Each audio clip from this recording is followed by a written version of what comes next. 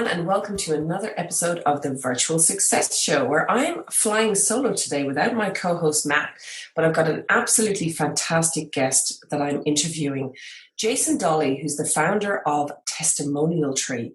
And the beauty about this particular interview today is that Jason's background, he was actually an engineer who started selling luxury real estate on the side. One of his clients flew in on a private jet and bought a $4.4 million home and then flew out the same day. And Jason thought to himself, how on earth do I get this guy to give me a testimonial? Because testimonials are so strong. And to cut a long story short, basically Testimonial Tree was born out of that from an engineer. It's now doing $1 million annual recurring revenue and has 95,000 customers with a 95% retention rate. And Jason's running a team of 10 people and is here to talk to us today about the challenges of growing a SaaS company and growing a team at the same time. Welcome to the show, Jason. Yeah, thanks for having me. Cool. So listen, Jason, give us a little bit of background first on Testimonial Tree. What is it? It's obviously a SaaS product out there in the market for people to get testimonials. But give us the kind of spiel on what it is. Yeah, it's sort of evolved over the years. It started in about 2013. I built it for myself, just mainly to get like you said, that one customer, for example, to get him to share a testimonial on social media. Because at least in the US here, like you're licensed to sell real estate in a certain state, and you can't really do a lot of stuff outside the places you're licensed. So I was trying to get him to share his experience in a place where I normally couldn't get, So social media was the easiest way to do it. Mm-hmm. And that's how it started, and it's evolved since then. But what happened after that experience you just mentioned, some real estate brokerages here got wind of it and said, hey, we use this thing if you pay us. And it's grown exponentially. Oh, so you had a business. It's a bit like the virtual hub. I call it my accidental business. I didn't mean to launch it. It sounds a bit like what you've done. Exactly. Yeah. It's been awesome. It's been, the more we get into this and the deeper we get into testimonials and the feedback, the more opportunity there is for us. It's just a huge, cool space. But what we do normally is, let's say in real estate, for example, and there are all kinds of verticals, but we mainly focus on customer feedback. So either a survey request or testimony request or whatever, we try to automate it through different systems. And then we take that customer feedback and we can use it for marketing, getting it on social media. Maybe they're powering testimonials on their website.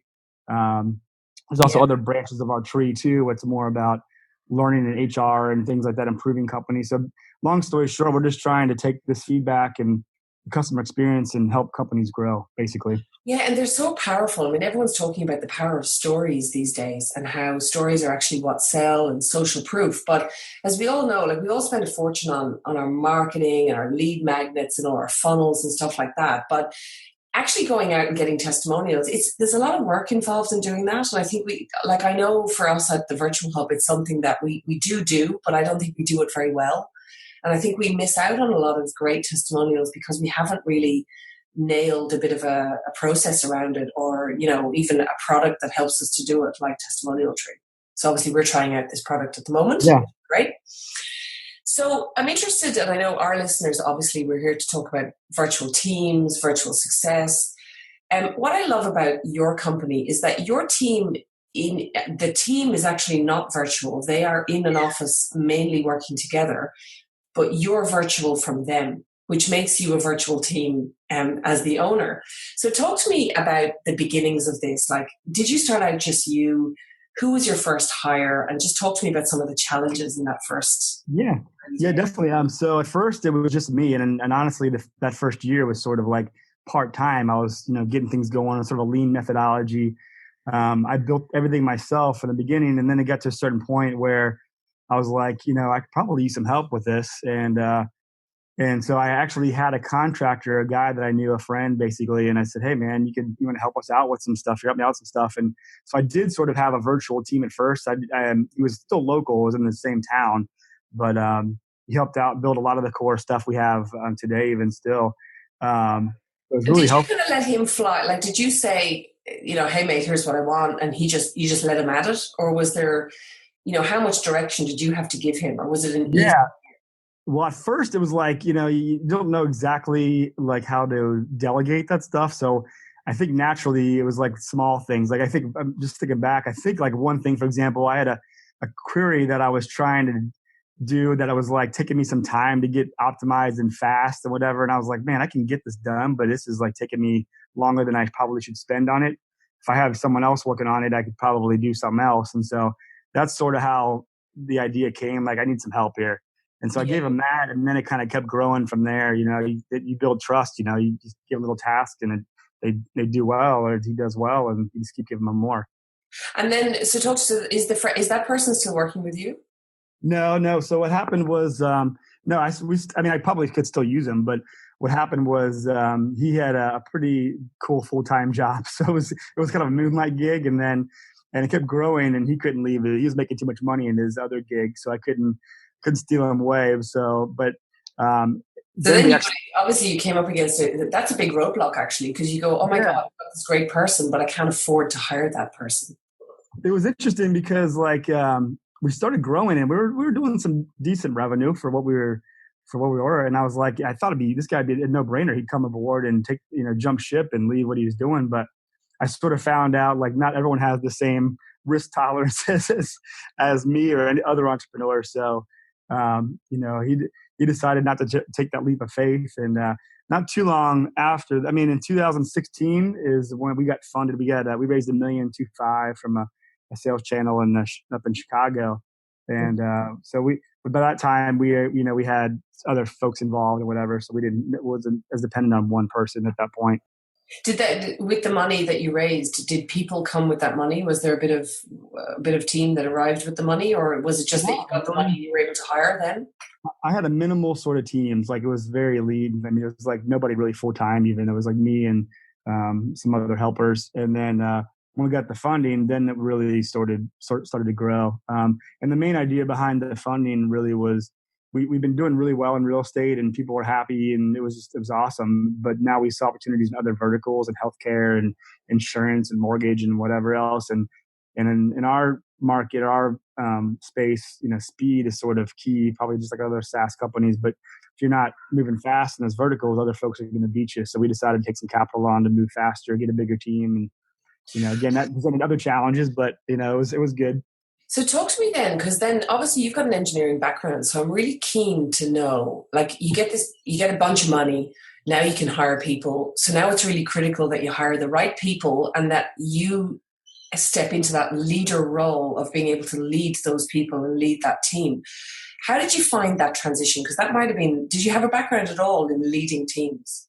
Not really. I feel like an engineer, I was on a team a lot when I was, even in college, you're like always on teams in engineering school. So, but I never had led a team in the way that I needed to for this company or this role. I'm still learning now. I feel like, so it's not like I haven't figured it out for sure. But I don't think you ever figure. I think it's always learning. But talk to me about were there any kind of early mistakes, or what have your learnings been? I guess from those early times learning that team to now, what would you do differently? You've known everything. Well, honestly, so one of my first hires was I had a choice actually between like two different people, and one was sort of an expensive sort of CTO guy, like maybe 125 or something thousand a year, which seemed to me like a lot of money for the state we were in. And I had another guy that was sort of senior that was less money, and I thought if I get this less expensive guy, and I could probably afford to hire another person too, so I'll get almost two for the price of one, and I ended up going for the 2-for-1, whatever. And that was my first. I had to let that guy go. After about 4 or 5 months, I figured out like this is not working, and that was the first time I had to let someone go, and I cried. So yeah, it was hard. So, yeah, it's very difficult. Yeah. So what was it in those first 4 months? What went wrong? Was it just obvious that person didn't have any skills, or was it a wrong? Talk to me about how you discovered the wrong move there. In hindsight, I think I probably didn't have the best interview process in place. I sort of was really trusting. They sort of knew a lot of the technical stuff, but until I probably should have tested a little more than I did. But not that they didn't have skills, just the nature of our product it seems really simple on the surface, but it can get pretty complex underneath. And things were happening really slow, and it just this one wasn't working out. I mean, it's pretty obvious. Like, we're trying to hit deadlines and figure out issues, and they just weren't getting fixed. And it's like, hey man, we gotta. Yeah. And then Yeah. and I think he didn't show up for work a few days, and I'm like, then it was pretty obvious, like, this is not working out, like, So work, that whole character piece and work ethic. I just think I talk about it in the Philippines a lot, but by having to get that right. But I think that's something people have to get right, regardless of where you are.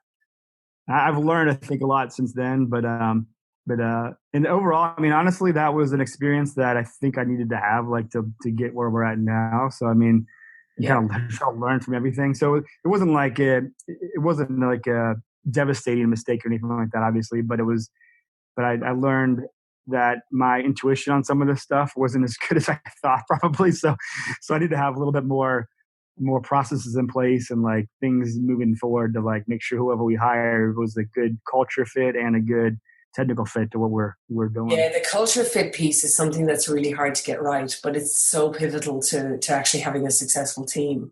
It's worth investing time in that.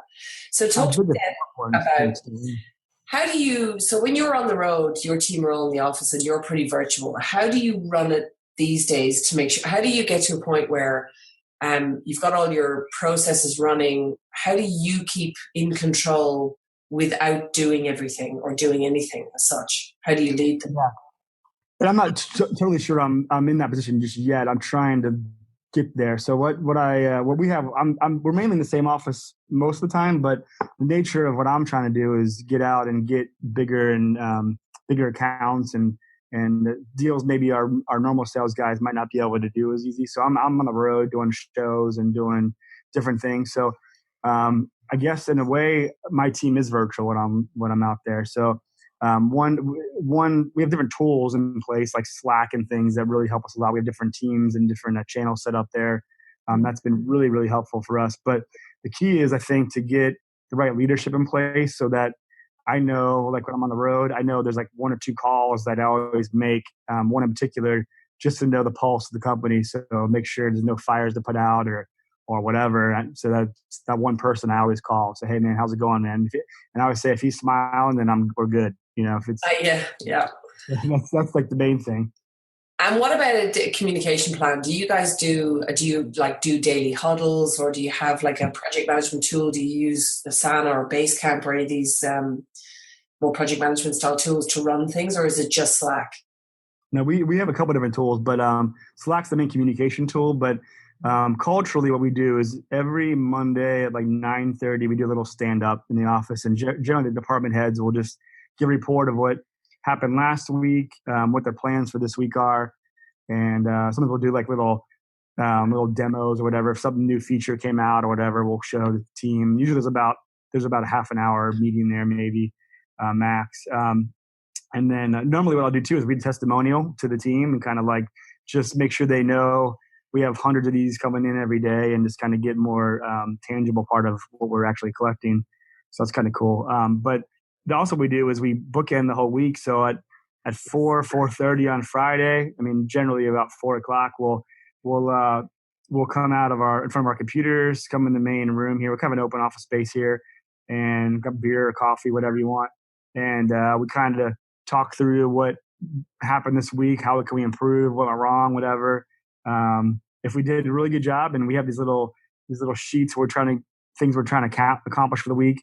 In theory, if we get all these things accomplished, we have a little karaoke thing going on. So we have a really cool culture. But things like we use GitHub for a lot of the support, for a lot of the tickets for the technical side. We use Zendesk for a lot of the internal, like the other stuff we have with different ticketing for different issues, customer facing. Mm-hmm. So we have different systems in place for different things. Project management side, we have some Basecamp going on. We have some Atlassian tools that we use. There's a couple of different tools we use that we put together. Yeah. So, because what I love about what you just said there is the Monday, I love that sort of huddle meeting on a Monday to sort of set the stage for the week. And then I love that you do that Friday meeting that talks about what went wrong for the week, what went right, and sort of what we're going to do about it. So do you find like that sort of bookending meetings in the week, it keeps everyone, I would imagine, on track. It keeps projects moving, and it stops the roadblocks from like toppling everyone, or people just forgetting to do stuff, or not reporting back to the team properly. Do you find that sort of clears up those issues?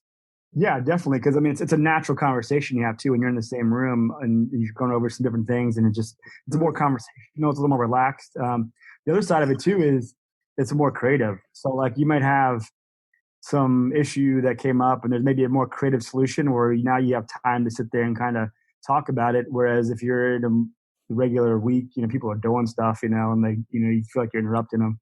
So the end of the week's actually a little bit more productive. That meeting is more productive than the one at the beginning of the week, really. Yeah, exactly. Yeah. I just think so. Have you ever been virtual for that meeting yourself? Have you ever been on the road for that? I don't think not yet. I don't think. I mean, I think I've been gone before, but they have it without me, so I haven't really called in for it. I just have people that run it. I don't think I've ever done one where I called in and just kind of virtually did it. Because I know a lot of people will say to me, oh, you can't do that virtually. Whereas, like, I actually do the same sort of thing. I actually have a daily huddle that we do as well, because we've got a massive pipeline happening every day. But we actually do it virtually. And I always hammer home to people that it's almost more important to do it when you are virtual. So we all get on video and everything, and there's like 12 people on the whole thing, and we all have a laugh, and it just connects everyone virtually. You can really do it that way as well, particularly when you have offshore teams. You sold me. I'm going to do it. Next time I'm gone, I'm going to call in. You should do it. Yeah, you should dial in from your phone and see how it goes, because then it shows the team that, like, as you do grow, you're going to get, you may have virtual team members, because I know that obviously you guys are thinking now about maybe putting on some offshore people with us. And, how are you going to integrate those people, those team meetings? It is a good idea to bring them into the vision and part of the whole thing. So it's a good exercise in running virtual teams. That is a very good point. And so, yeah, I'm looking forward to that, actually. It'll be kind of fun to kind of figure that out a little bit. And I totally agree. I mean, as we scale, you sort of have to have that mentality, because even salespeople, whatever, they're not going to all be here. I mean, so you will have salespeople all over the country eventually. If depending how big you go globally with the platform, you're going to have to think about this virtual thing, I think, more as you get bigger. No question. So yeah, we've plans to go international more. We already have international customers, but we haven't really had that as a main focus. But we will moving forward. So it'll be more and more important, and it'll be interesting how to fit those like stand-ups in there, and even the virtual beers, I guess, on Friday. I don't know how that's going to work, but virtual karaoke, I guess, or something overseas will be kind of interesting. Yeah, we have some clients that have been doing some really interesting virtual stand-up meetings and stuff with their teams offshore, because obviously when you start thinking about bringing on contractors or VAs or whatever, it's good to bring them into the culture as well, and not just have them as a kind of a separate thing. So talk to me now about, have you had any offshore staff in this thing before, even as contractors or plugins to the business? Yeah, we had one project where they wanted us to design some mobile feature or whatever. And one of the guys on the team, one of the tech guys, had a connection to somebody actually in Pakistan or somewhere over in that vicinity. And so we used him for some design things that we did. And how did that go? Because that would have been your first foray. It went really pretty well. It was hard to pay him, but other than that, it was pretty good.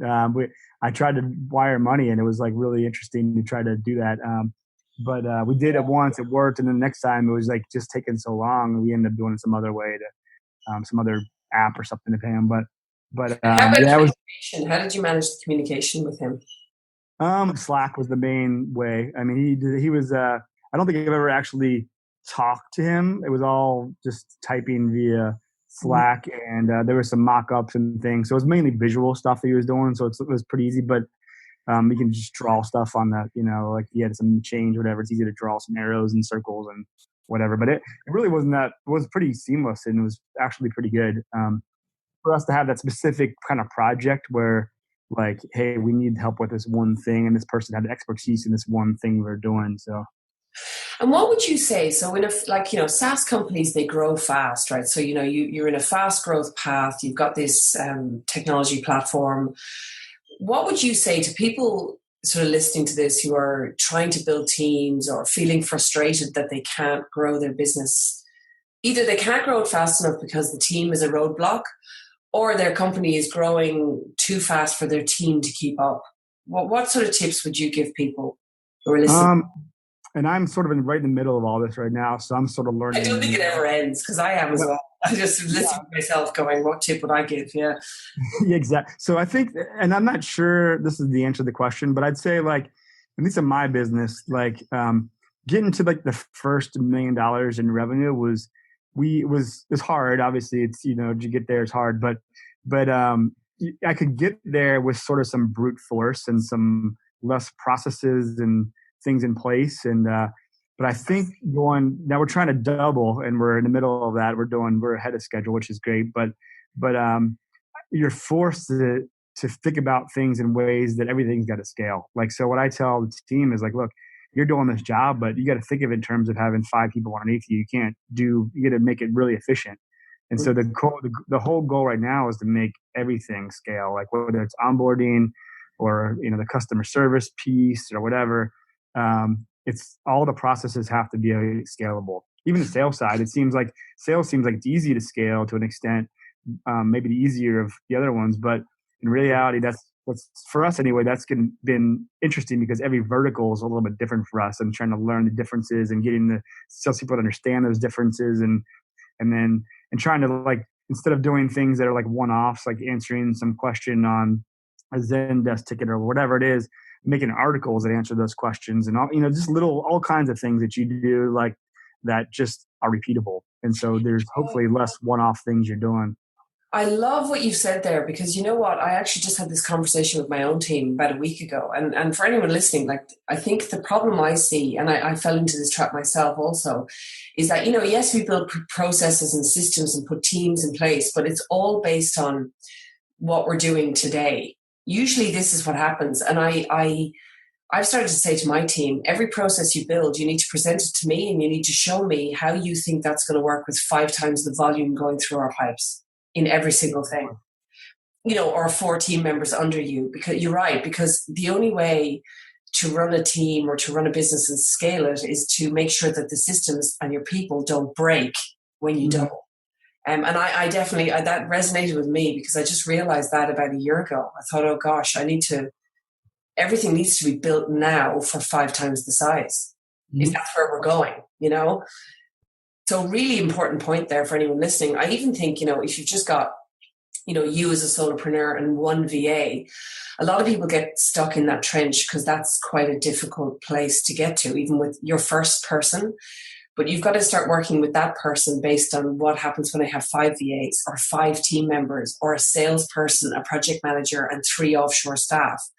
And some people get very overwhelmed with that, but actually it's less overwhelming in the long run if you think about it in the first place, which I'm sure you'd echo what I'm saying there. Oh, no question. Yeah, I mean, it's all process driven. And I think the hard part, sort of for me anyway, was, and I'm still doing this, like in my company, I pretty much have done, I guess any startup really, you do every job. So you would do every job, like customer service. You do everything first yourself, and then you know how it works. Yeah. And you achieve a certain level of success and taking the next step, because you generally are probably good at most of those jobs. And so, like, you got to figure out what made you good at those jobs, and figure out, how do I, train someone else or trust someone else to do it their way, like, and maybe different than your way. Like, you got to decide, like, how much autonomy to give them, or what things make you special. You know what I mean? So it's like, that's the part that you kind of be introspective on, and say, okay, what part of customer service was valuable to my customers?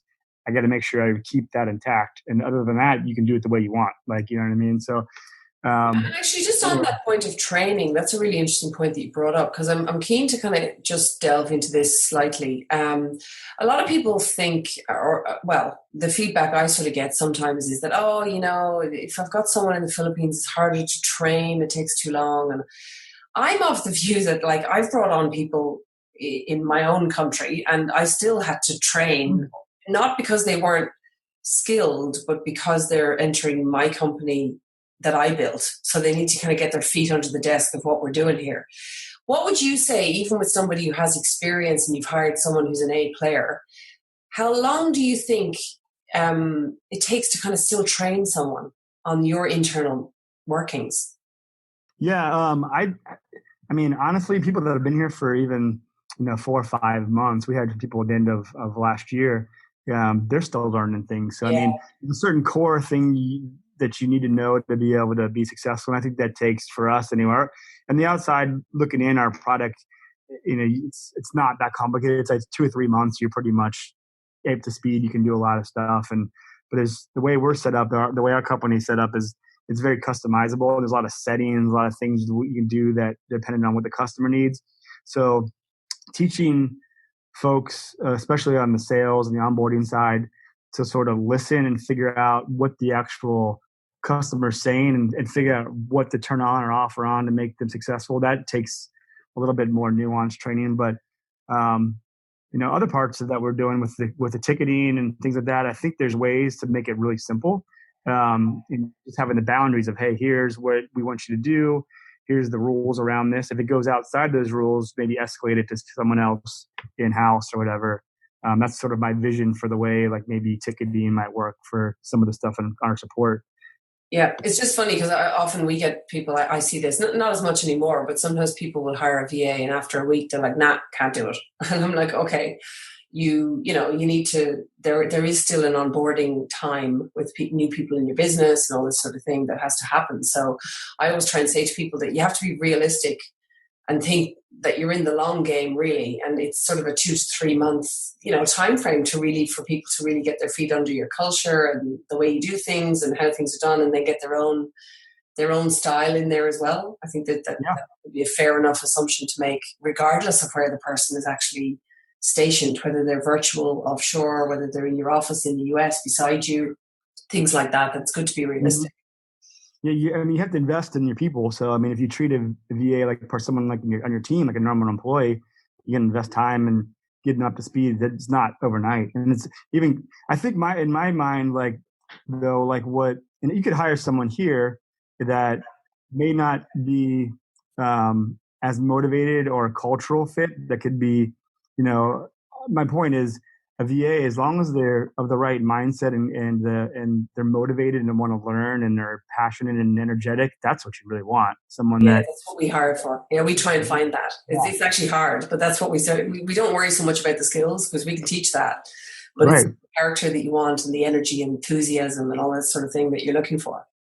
I mean, we've had people that I've hired that have had that kind of, and this is in-house, that have that enthusiasm, they're great. They want to learn. They make sort of catastrophic mistakes sometimes. I mean, I can tell you all these war stories about things they've done, and I'm like, an accident. So, but I'm like, hey man, like, don't worry about it. Like, we'll get through that. Just, so, I mean, people are going to make mistakes. It takes a little time, but as long as they have that right mentality, that's what I look for. I want people that are hungry, that want to learn. And then if they have that, then they're going to, you just keep feeding them the information and training them. They'll absorb it and it'll be great.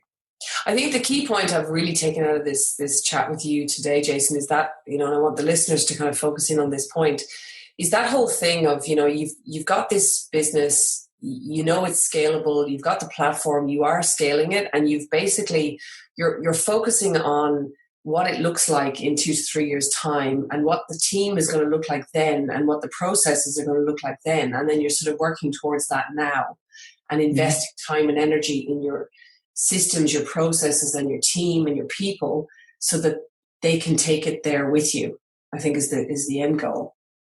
That's exactly right. And with the way I want to do it, I mean, and I'm not sure this is the right formula or not, but as we started working with VAs, my thought is I want to have 1 or 2 VAs. I was hoping like 1 at first that might be cross-functional, be doing more than one team's thing. So but the idea is to teach. Right now, like, for example, we have different teams that are one person. And so, like, just giving them someone to delegate things to. Giving them an assistant would free up their time to do more high-value stuff. And it helps them figure out how to scale, because now they have to train that person and things. So I'm giving them responsibility to have a team now, and there's a lot less risk with a VA. I feel like as far as the financial outlay and all the things that normally come with an in-house employee, but as long as they have the same sort of mentality and a decent skill set, my team is getting as much out of it as in the learning process as the VA, I'm sure. Yeah, and that's a great point to make, that when you are scaling the company, even if you have a big team onshore, like in your own place, and anyone listening to this that, is thinking, how do I use VAs? Well, I always say to people, if you want your team to grow bigger, you've got a couple of choices. You can invest in more people in your own country, or you can take some of the grunt work off your people and, offshore that to a company like ours or VAs or whatever. And it doesn't necessarily mean it's lower value work. It's just more of the grunt work that can be done. And then allow those people to elevate into those kind of higher value and more strategic kind of positions within your company who are onshore. And it's a really cost-effective way to actually leverage and scale a business, to do it that way. Tooting my own trumpet here, of course, but to do that testimonials, get Testimonial Tree working for you and get your testimonials and your client surveys pumping. So, Jason, if people want to find out more about Testimonial Tree and your journey, where do they go to get a demo of the product or to have a look at what you're doing? Yeah. Well, our site's testimonialtree.com.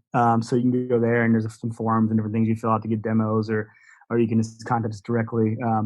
There's phone numbers and whatnot. But yeah, we love the fun part about our company is we get to work with all sorts of businesses. And so we really do get a lot of stories on how they can make their customers happy. So we've learned a lot ourselves just from our own customers and the way they've shaped their own cultures and things. So I think you're going to be sharing that. You're launching a podcast too that's going to be sharing a lot of that. Yeah. So our philosophy, or what I'm learning is, so at first our company was more about leveraging the happy customers in growing business for marketing, like getting people to share on social media, maybe getting reviews on different platforms, whatever, getting testimonials on your site, like mostly marketing oriented. And now we're finding that the testimonial itself actually is yes, you can be used for marketing for sure. Extremely powerful tool, probably one of the most powerful tools. But what it really is someone telling you how you wowed them. So they're gonna remember and write about things that made you different. And so at scale, we have a lot of interesting data, and our goal is to help you or help companies get better based on that data. So companies let's say you have a big real estate company or whatever, you might be able to figure out, hey, what are my customers really wanting? How am I wowing them? Is it communication or knowledge or whatever? And that's just the tip of the iceberg. There's so many cool things you can do with that. But overall, we're finding opportunities to help companies use the data we collect to get better. Yeah, look, I'm just thinking, that's a classic job that VA is going to help you with, because they can dive into your platform and extract the data that you're getting and maybe put it into some slides for you and just present, put it into a format that you can have a quick look or whatever. So that's sort of the thing that I'm working with some of my team on, looking at Testimonial Tree at the moment around how we're going to be using it. Because although I'd love to be diving in there myself, I've way too much to be doing to be tinkering with the platform. So my team are going to be taking over that role for us as well. Perfect. Yeah, I mean, that's the kind of stuff. I mean, we've actually onboarded like real estate agents or teams or mortgage teams that use VAs, that we're actually talking to VAs to get this implemented. So, and I remember one of my onboarding guy that was doing that came in. He was our office is kind of open, so some people walk in the hallways or whatever. He came in from outside. He's like, "Hey, this is unbelievable! I just onboarded this company, but it was the VA," and he was like going nuts on how great this was. Yeah, that's like us. I'm like, we're going to train our teams of VAs on this Testimonial Tree platform so that they can actually do it for clients that are interested in having this platform work for them. And it's about having the mindset that yes, you can get people to do this stuff for you. You don't need to be the one to be doing that. If you're running the company, you can install these things and have VAs do it for you. Yeah. And our goal, one of our differentiators that we try to maintain is we're not just like a platform, whereas like you think normally you sign up for a product and, it's something that's just kind of totally virtual. And we've grown partially because we try to have a relationship with our customers, and it's at 95,000 or so users. It's a little bit hard to do that for like in the same scale as we used to, but So we're hoping to like implement some things there with some VAs and different things that still keep that experience. And not only that, like what the way we were able to grow is because we listened to our customers and figured out the problems and They issues. want. And Yeah. yeah, they trust us at a certain point. So they'll come to us with ideas on our own products. Hey, I wish I could do this or that. That's how we grew the whole platform. So like, for example, we had a brokerage that said, hey, we love what you're doing on this testimonial part, but can you do our survey? And we're like, hey, yeah, we kind of looked into it and we figured out we could definitely do this survey. And then there's all kinds of little things that have been enhancements. So we need to maintain that same sort of mindset, but we hope that VAs and these things and the way we use them can help facilitate that, in the future. Yeah. Listen, Jason, thank you so much for your time and sharing that story with us, because I really do think, at the end of the day, we're all about this podcast is really becoming about this whole thing of teams, systems, processes, and how everyone is using this to scale businesses, whether it's offshore, onshore, whatever way. It's all important stuff. So thank you so much for sharing your insights. And everyone, go to testimonialtree.com, check it out. I'm currently checking out this platform as well. I'm really impressed. It's a fantastic product. Until next time, Jason, thanks so much. If you're listening to this podcast and you got value from it, please do leave us a rating and a review on iTunes. It would be awesome to get the message out. And of course, share the show with anyone that you think would benefit. All right, until next time, bye.